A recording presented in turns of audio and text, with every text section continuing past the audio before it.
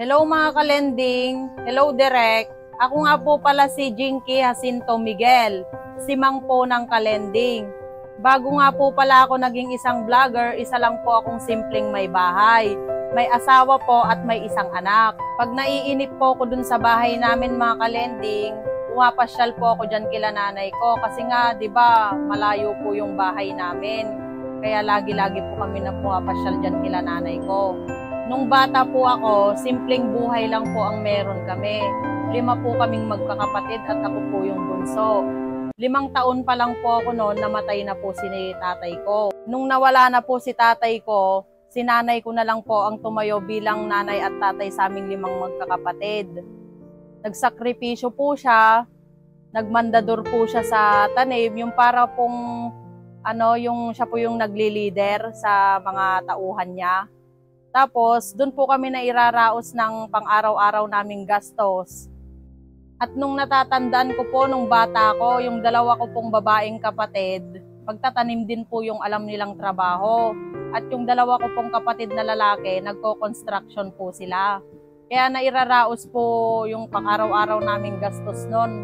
At yun nga po, sinubok na naman po kami ng isang pagsubok.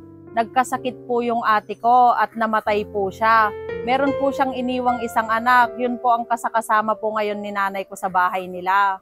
Sa awa po ng Diyos, nalagpasan po namin yung pagsubok na yon. Ako po ay nakapagtapos ng elementarya at high school, pero hindi po ako pinalad sa college. Gusto ko pong mag-aral ng college, pero kapos po talaga sa pinansyal. Kaya nag-stop po kong mag-aral noon. Kaya po nung huminto na po ako sa pag-aaral, naisipan ko po na mamasukan na lang po bilang isang katulong para po makatulong sa nanay ko. Nagtrabaho din po ako sa supermarket. 6 months po ako nagtrabaho. Hanggang sa yun, nag-asawa na po ako, tapos nagkaroon po ako ng isang anak. 5 taon na po yung isa kong anak ngayon. Nalaman ko nung bata ko na mahirap lang kami, nung binagyo po kami. Nasira po yung bahay namin, halos wala na po kaming matirhan. Tapos nakita po ng kuya ko yon na wala po kaming matulugan ng nanay ko. Kaya gumawa po siya ng paraan para makatulog po kami ng maayos. Alam nyo po yung gumawa po siya ng 2 yerong ganon. Tapos nagsiksikan po kaming magkakapatid doon. Walang-wala po talaga kami noon. Hindi namin alam kung saan kami kukuha, hindi namin alam kung saan kami kukuha ng pagkain. Nakita po ng kapatid kong lalaki, yung panganay po, yung sitwasyon namin gano'n na natutulog lang sa barong-barong. Kaya nakapag-desisyon po siya na mangibang bansa. At hanggang sa nakapag-abroad din po yung isa kong kapatid na babae. Nagtulungan po sila ng kuya ko para po makapagpatayo ng panibagong panimula po para makapagsimula po ulit kami. Lahat po ng sakripisyo ng kuya at ate ko, nagbunga po lahat yon.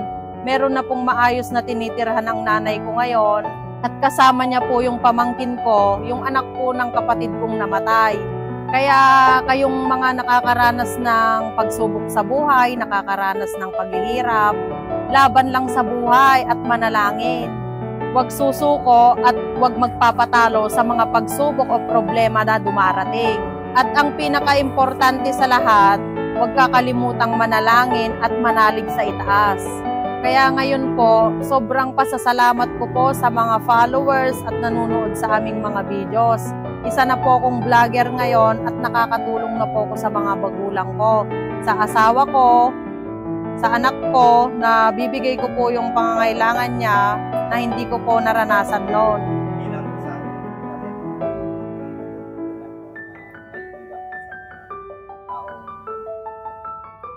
Ang natutunan ko, saan man ako dalhin o anong plano sa akin ng Panginoon, yun ay ang huwag kakalimutan ang mga taong tumulong sa'yo nung walang-wala ka. Kasi sila yung mga taong hindi ka minaliit, hindi ka hinusgahan at hindi ka pinagdamutan. Sila yung tangkilikin mo ng sobra at mahalin mo sila. At syempre po, nagpapasalamat po ako sa inyong lahat mga kalending. At unang-una kay Direk, sa mga nanonood at nagpa-follow. Thank you talaga sa inyo. Maraming salamat po at pakisuportahan nyo po ang page ng aming direktor na Hamyanan Bahay Kubo, mga kalending.